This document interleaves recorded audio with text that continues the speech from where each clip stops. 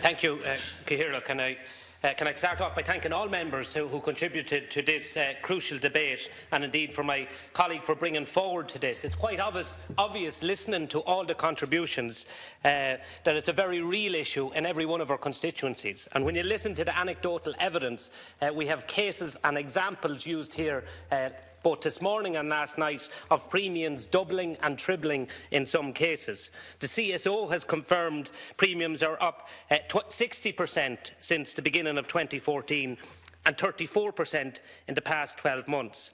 And while I welcome the fact that the government is not opposing our motion, it must be acknowledged the reason why we're debating this issue here today is because of the inaction of the previous Fine Gael and Labour government. Like so many of other issues in the past, they failed to listen to the warnings on this side of the House, and because of that, the consequences of that is motorists have continued to pay crippling, exorbitant premiums. I'll give you an example. At the end of the quarter last year, my colleague Michael McGrath raised it on Leader's Question with the then Taoiseach Minister Burton about the need to establish this task force. Her reply was, well, the price of petrol is falling at the pumps. Quite simply, that showed the lack of priority that was given in that instance. Last night, Minister Mitchell O'Connor confirmed that the data available to her and her department through the Personal Industries Assessment Board does not support the sector's claim in relation to the volumes and the cost of claims. But we know that only 25%, less than 25% of claims are actually going through PIAB. And we know that there's an issue there. And yet still, her department initiated a review of this section back in June 2014. And almost 2 years on, that review is not complete. And almost 2 years on, and in her own words last night, she hopes to seek government approval of a draft bill before the end of the year. What is the delay? Meanwhile, motorists are facing exorbitant, crippling premiums. Last night, Minister Noonan confirmed that he was conscious of the issues for some time. But yet still, it took up until 2 months ago for him to establish a review.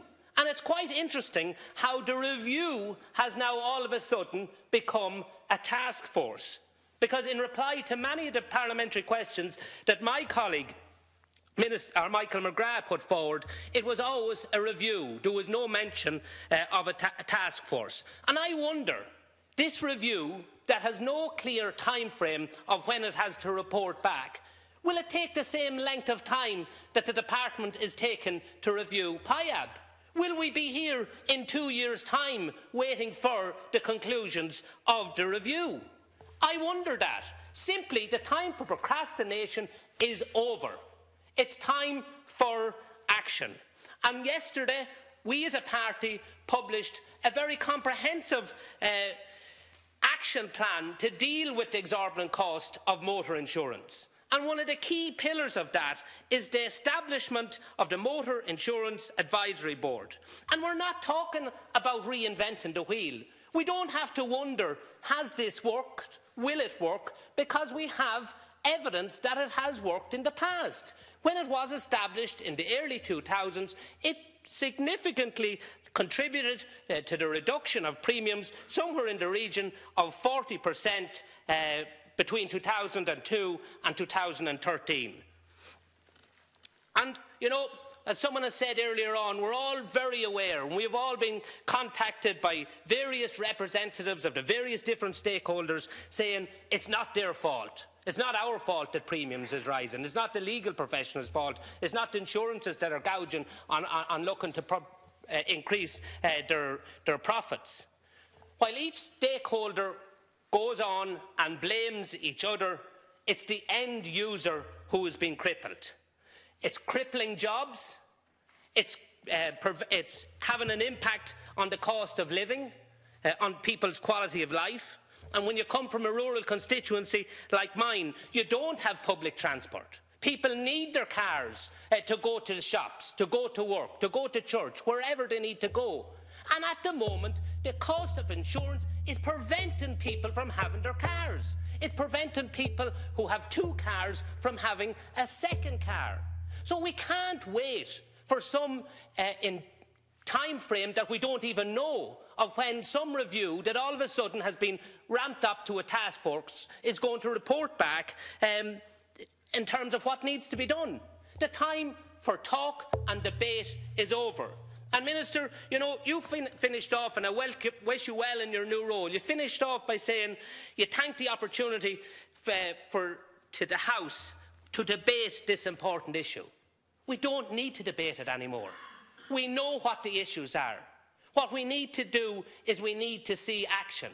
And I want to put it on record here this evening that by virtue of the fact that you are not opposing this motion, you are accepting the contents of this motion. You are accepting the contents of this motion to establish the Motor Industry Advisory Board. And we will be back asking you in a number of months what actions you as a government has taken to ensure that the men and women that we all collectively represent here do not continue to pay crippling motor insurance costs indefinitely into the future. They have been doing it for the past 2 years. They have been doing it for too long.